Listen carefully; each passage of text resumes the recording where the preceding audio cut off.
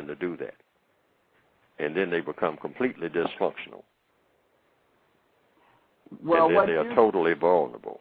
So that's one of the major strategies for misusing people. Keep them on the move. Dislocation, racial dislocation. It's called racist dislocation confusion. And they are in the process now of using about 6 strategies for doing that. That's one of the main ones. Cause confusion. See, the bottom line is anything that will cause confusion, do it. Do it, and you can keep the people that you want under your thumb, that you want to mistreat, because that's what we're really talking about here. Mistreatment. If you want to mistreat them to your advantage, keep them confused. And as long as you can keep them confused, you got them. Well, can't they, that same tactic, they can use that also as a class system too, can't they? Because it seems like that's what we are involved in now. All of this confusion with the foreclosures, with the jobs leaving, with the hurricanes. It just seems like a lot of confusion that's going on. Absolutely. Okay. Okay. Under the system of racism, now, if you're talking about classifications of people, it's just 3 classifications. Now, this same person asked, so why do you suggest buying land if the white supremacists may come along and flood that land out? Same reason you would buy a loaf of bread. You're just trying to help yourself the best way you can. I mean, sometimes it's better to buy land than to buy a fancy car. That's one thing that's one of the main things that I have talked about in the book, about the show-offism. The victims of racism, the non-white people of the planet, should get away from doing anything to show off. Forget showing off. Because if you think about it logically, to whom are you showing off? What persons are you showing off to? And for what ultimate purpose? Then you ask the bottom line question, is it constructive? Is going around trying to show off your brand new car that you bought and that it's going to take you forever to pay for, that's costing you a fortune, and you're showing it off to the people that you know and to, presumably, people that you don't know as you zoom down the highway and they get a glance at you. And you have it, and you're rolling, and you're going someplace, but you're killing yourself financially. And if someone asks you, well, why did you buy such an expensive vehicle? And if you tell the truth, many people, most people, I bought it to show off. It's not just for me. It's for the people I want to show off to. Without asking yourself, why do I have the need to show off to people that I know and the people that I don't know? Why do I have that need? Was it a need that came naturally? Or was that a need that somebody told me that I should need? Which brings us to another thing that the code says, and that is, don't let anybody increase your needs. You already have enough needs. You need to eat. You need to sleep. You need to repair yourself when your body begins to break down by going to the hospital or something like that. You need to educate yourself, and sometimes others try to, who are dependent on you. Got a long list of needs when you come into the world. And you shouldn't let anyone add to those needs.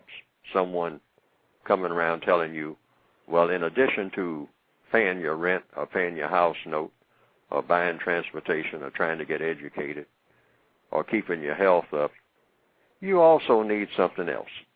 You need a little cocaine to go along with your other needs. Now, think of the word constructive, non-constructive. So your first thing that you should ask, first thing that a person should say when they're first introduced to someone offering cocaine, because someone at some point will make the offer. So the first time someone makes that offer, you should say, okay, you're offering me something. Now, this thing that you're offering me, is it constructive or non-constructive? And if the person is in the cocaine selling business, they will tell you it's constructive because it will make you feel good. And then you say, okay, I like feeling good.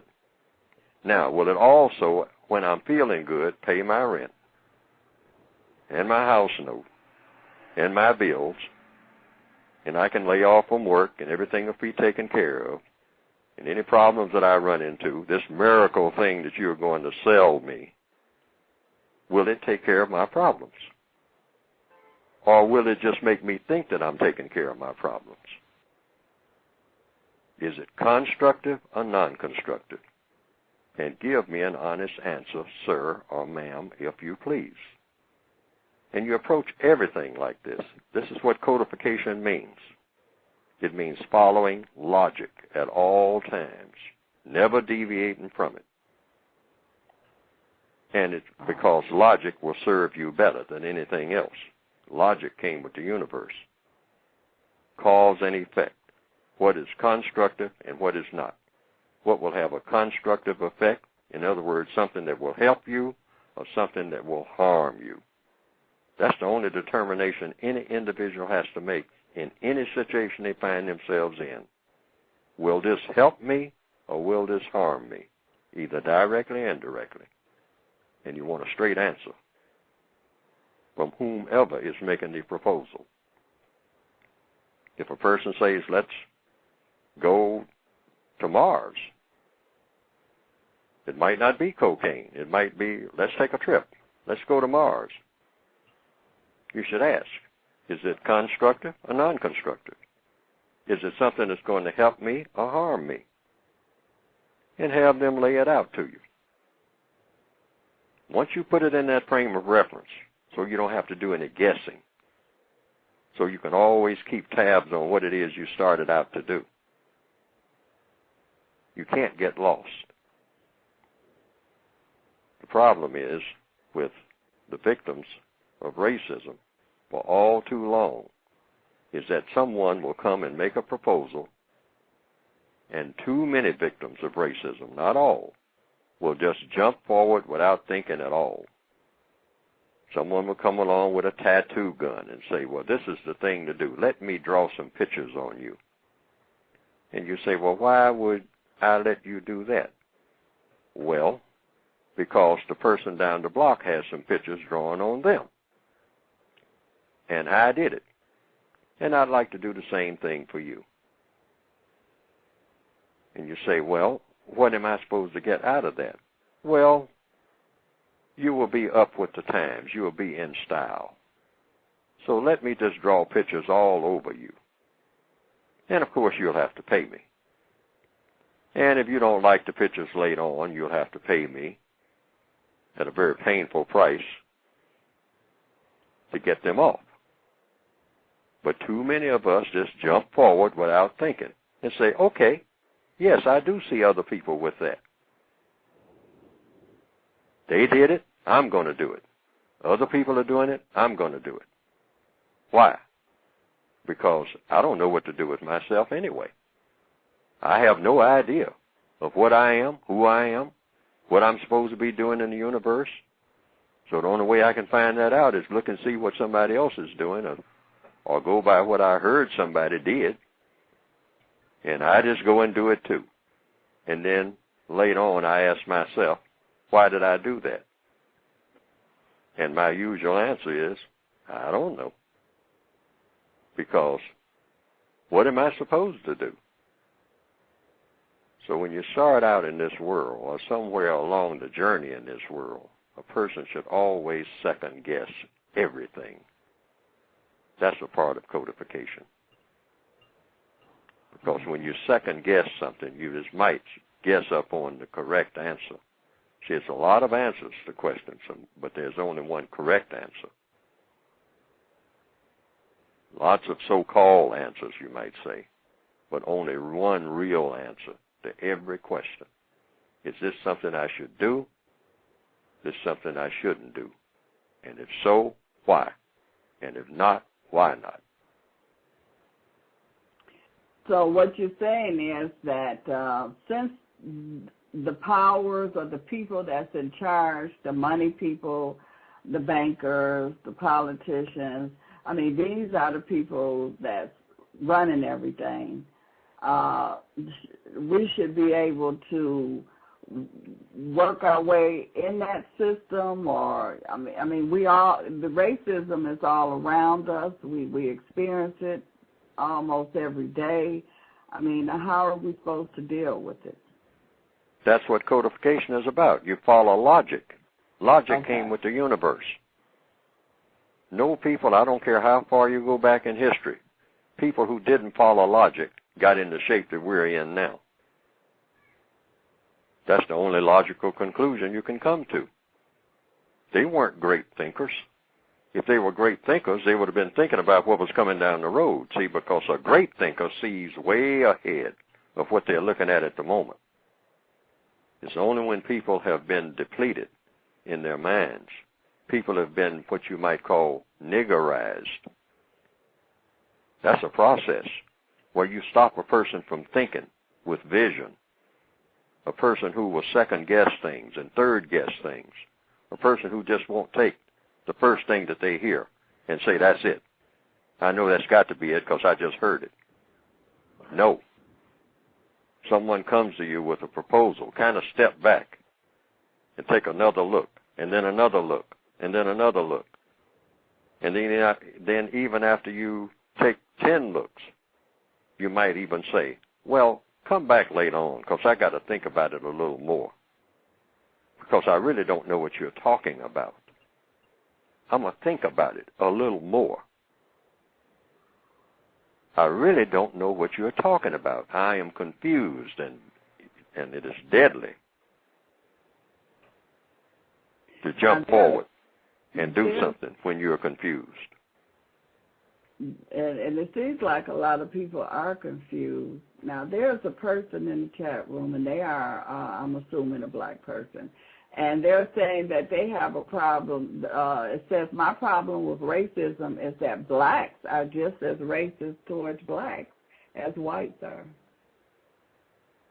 Black people are confused. They're not logical collectively, or we wouldn't be having this conversation. What we have been missing is following logic. We have been going by fashion and going by what we saw somebody else do or what we heard somebody else did something. We have very little focus on logic. Follow logic, meaning cause and effect. What will get the best result? That's all. The formula is simple. We just haven't been using it because we are not taught to use it. One thing that a subject people are taught is not to do any thinking. Just run around in a circle and be very active. When you want to victimize people and you know they have a lot of energy, you have them expend their energy just by running around in a circle. If you can't get anything else, get them to do anything else. Run around in a circle. Jump up and down. Expend your energy until you get tired and fall down and go to sleep. But don't do any thinking. I will do the thinking. You just do the acting. That is what slaves are taught. Don't do any thinking now. Don't go somewhere and sit quietly and start doing some thinking. Now you're becoming dangerous as a slave. If I am a master, I don't want my slave going off somewhere and sitting under the tree and doing some serious thinking. Start looking at that river and wondering how he can get across it. No. Jump up and down. Come over here and play the tambourine. Jump up and down. Make a lot of noise. Make yourself tired. Wear yourself out. Just running in a circle and jumping up and down. I'll play the tambourine for you if necessary.